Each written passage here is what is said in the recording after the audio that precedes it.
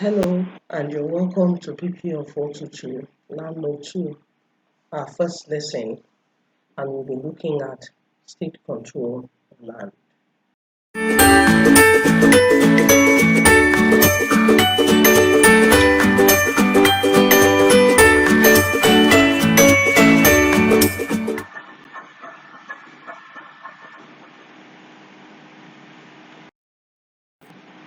Today's lecture on PPO 422 Landlord 2. So, we've had our online facilitation lecture, and thank you for all those that took part. What we will now be doing is viewing a video that will help you to understand the course better. And this is our first lesson. The topic for this lesson is state control of land in Nigeria. So I encourage you to pay attention and think about the activities and take part. See you.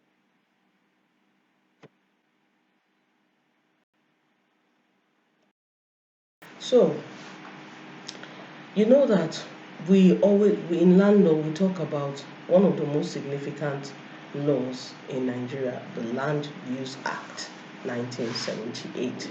Next to the Constitution, really, it is the most fundamental statute regulating land law in Nigeria, and it is always relevant.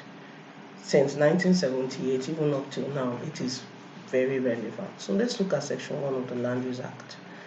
Section 1 says that all land comprised in the territory of each state in Nigeria are hereby vested in the governor of the state to be held in trust and administered for the use and benefit of all Nigerians. What is the implication of this all-important section? The first thing you must note is that land being vested in the governor means that the governor now owns all the land within the territory of his state. However, ownership of land by the governor does not give him the right to misuse that right. His ownership right is a trust right, which behoves on him to administer the land for the common benefit of, please note, all Nigerians, not some Nigerians, not the people, not the citizens of or the members of that state. No, all Nigerians. That's why, for instance, you see a governor giving notice to persons who are not registered for a particular purpose to move out of a particular territory of the state.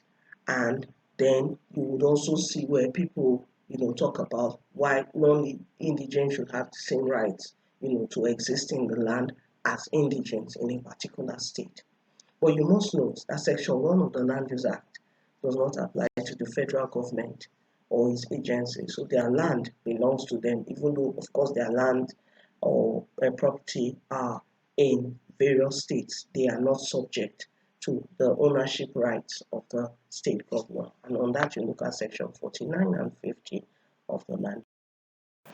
Now, so before 1978, of course, there were people living, in various parts of the country. So what happens to their rights as owners before 1978?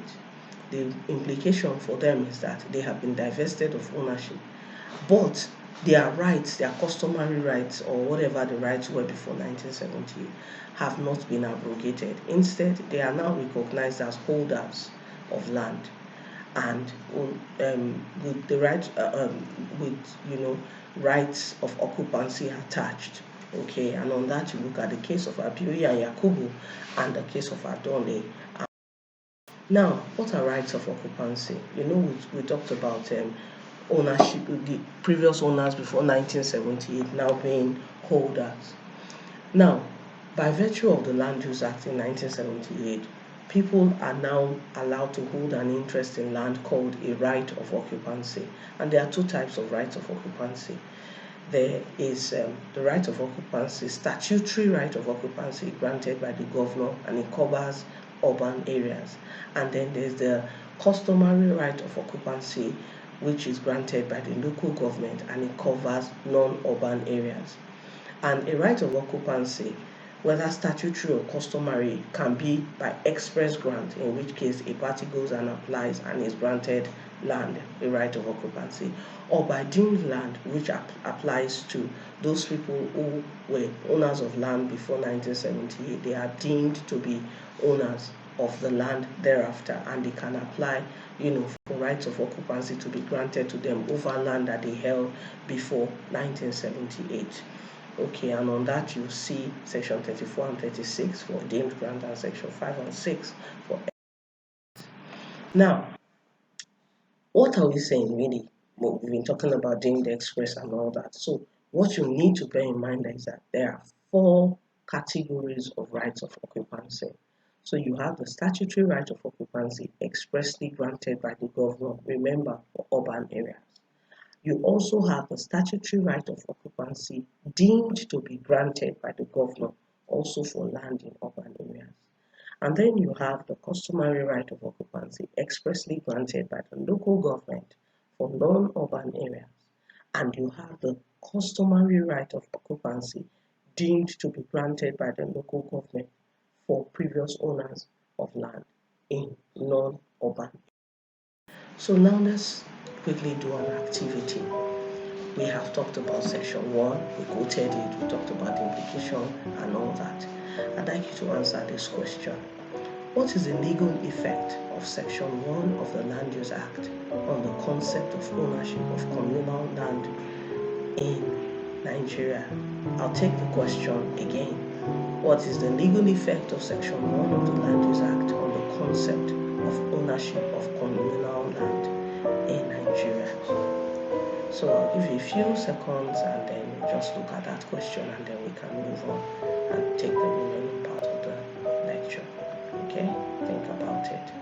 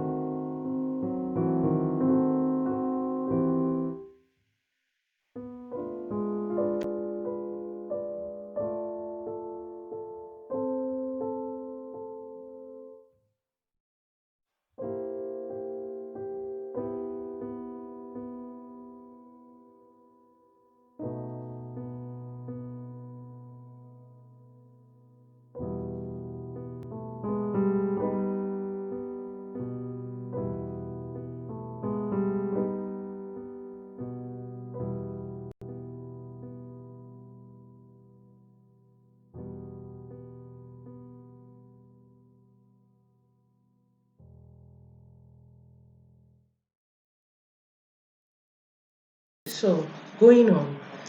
Now, what are the rights that are conferred when a party is given a right of occupancy, whether statutory or customary?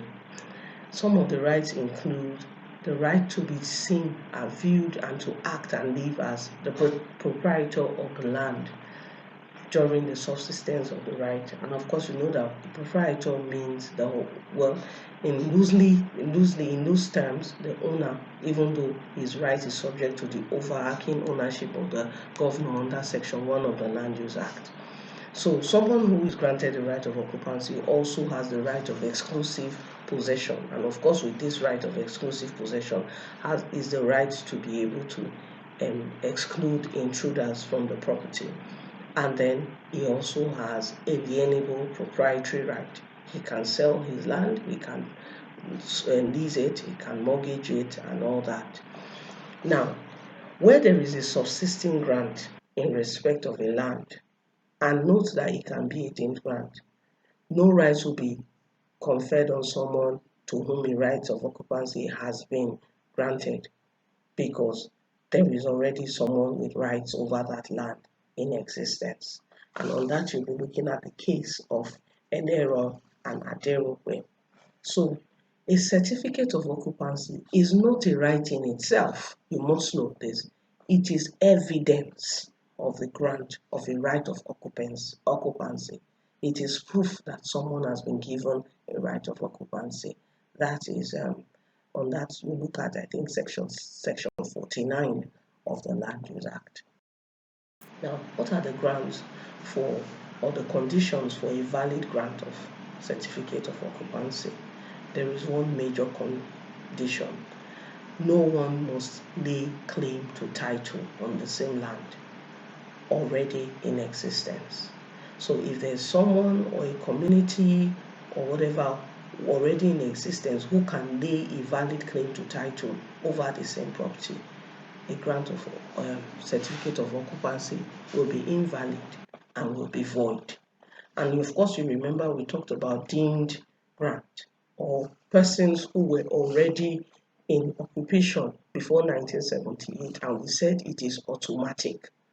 So what it means is that whether or not they go and apply for a certificate of occupancy, they are deemed to be in existence and have title in existence, valid title in existence over the property.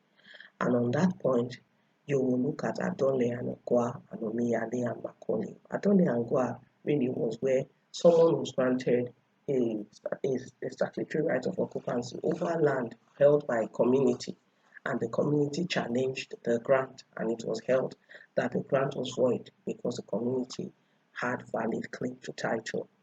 So, if a CFO is granted over land already subject to a valid claim by a third party, of course the CFO is invalid, it's invalid. And what the court will simply do is to set aside the grant of the CFO. And of course it will be as if no grant was ever, nothing was ever granted in the first place. So what are the conditions imposed on grantees of CFO? A grantee is someone to whom a CFO has been granted or a right of occupancy has been given. First is the condition for payment of requisite fees and rents. Where a grantee does not pay the fees or doesn't pay the rent that has been fixed, he may be risking revocation. Second is payment for any unexhausted improvements on the land as assessed by the governor. Third is the duty to allow the governor or any authorized public officer to access the land where they need to inspect the land, and this will be done only during reasonable hours of the day. Fourth is to keep the land in good and substantial repair. Ensure that its beacons and landmarks are kept in good and substantial repair. Where a grantee does not comply with this condition, he will be liable to pay any costs that the governor assesses to him for carrying out his duty on his behalf. So now to your second activity. I would like you to differentiate between a statutory right of occupancy and a customary right of occupancy.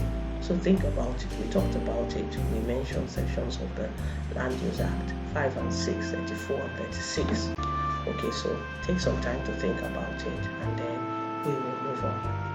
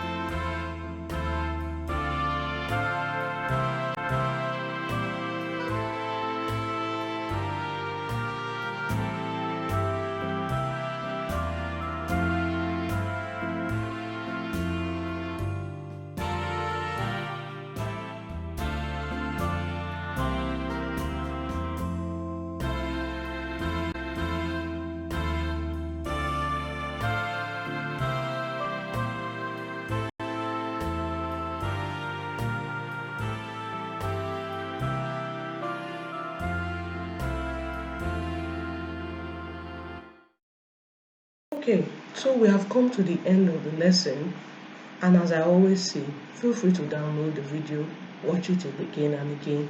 It will help to boost your understanding of land law, and it will add to what you've already gained during the online facilitation.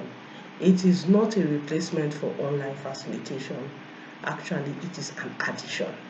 Okay, so you'll be encouraged to always take part in the online facilitation and then watch these videos to boost your knowledge during the knowledge you would have gained reading your course material, um, taking part in online facilitation and so on.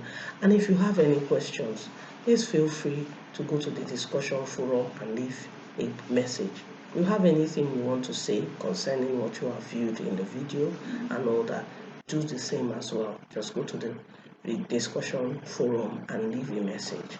And until our next lesson, our next facilitation session, I'd like to thank you for viewing this video, and I hope to see you at our next lesson.